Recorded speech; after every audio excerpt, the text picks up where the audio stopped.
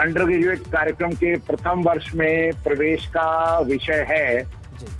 यह उत्तर प्रदेश शासन के माध्यमिक शिक्षा विभाग द्वारा लिए गए निर्णय के आधार पर जो अंक पत्र 12वीं 2021 की परीक्षा परिणाम के रूप में विद्यार्थियों को निर्गत किया जाएगा, उसकी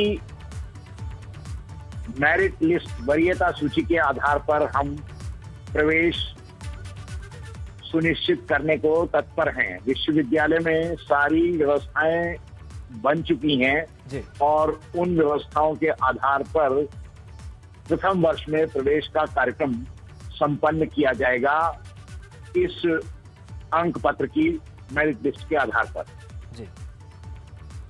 बिल्कुल सर। और जिन लोगों को परीक्षा परिणामों का इंतजार है या कि जिनकी परीक्षा होनी है, परीक्षा को लेकर क्या प्लान है मेरठ विश्वविद्यालय में?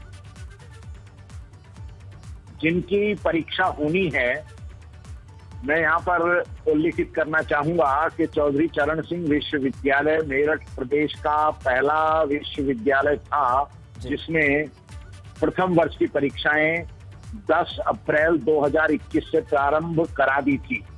परंतु कोविड-19 का प्रकोप जैसे ही मेरठ में बढ़ना प्रारंभ हुआ, हमने 14 अप्रैल से वो परीक्षाएं स्थगित कर दी थी और उसके पश्चात पूरे उत्तर प्रदेश में शासन के आदेशों के आधार पर परीक्षाएं नहीं हो सकी।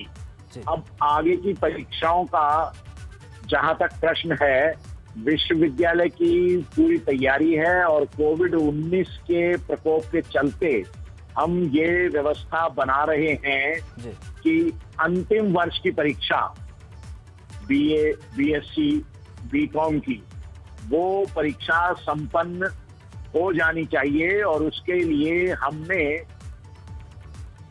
बहुविकल्पीय प्रश्न पत्र तैयार करवा लिए हैं जिससे परिणाम भी समय पर घोषित हो सके।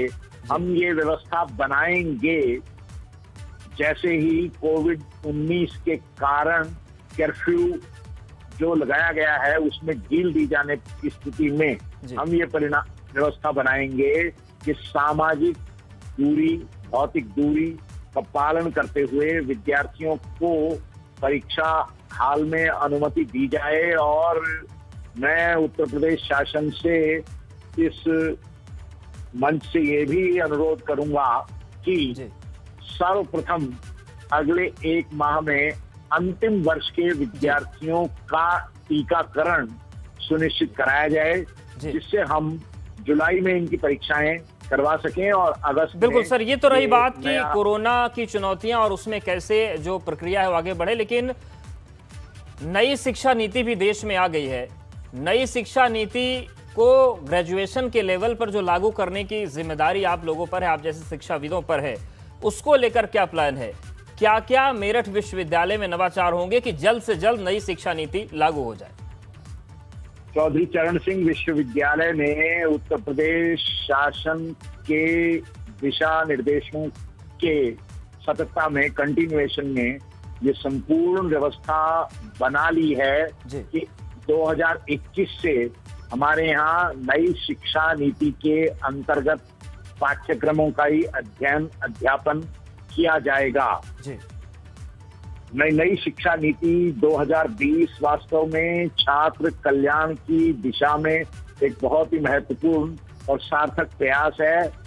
मुझे पूरा विश्वास है कि विश्वविद्यालयों से संबद्ध महाविद्यालयों के शिक्षकों की तत्परता और उनके इस ओर उन्मुख होने के आधार पर हम लोग नई शिक्षा नीति का संपूर्ण पालन प्रारंभ कर सकेंगे। 2021 से ही हमारे सारे नए पाठ्यक्रम प्रारंभ हो चुके हैं और इन नए पाठ्यक्रमों में जो बहुविषयकता पर विशेष ध्यान दिया गया है उसके तहत ही हमने इस बार ये व्यवस्था बनाई है कि किसी भी संकाय का प्रथम वर्ष का छात्र अपने संकाय के साथ साथ अन्य संकायों के विषय भी मेजर और माइनर के रूप में पढ़ सकेगा। और मुझे लगता है कि छात्र इससे बहुत अधिक लाभान्वित होंगे। बिल्कुल सर, एक चीज के बारे में और छात्र समझना चाह रहे हैं, और शायद वो जो ड्रॉप आउट रेट होता है उसका भी एक अच्छा निदान है कि अगर कोई 1 साल पढ़कर छोड़ता है तो उसको सर्टिफिकेट दे देगा विश्वविद्यालय, 2 साल पढ़कर छोड़ता है तो डिप्लोमा, 3 साल या 4 साल पढ़ता है तो सर्टिफिकेट या रिसर्च सर्टिफिकेट। ये सारी व्यवस्था 2021 से लागू करने जा रहे हैं आप लोग?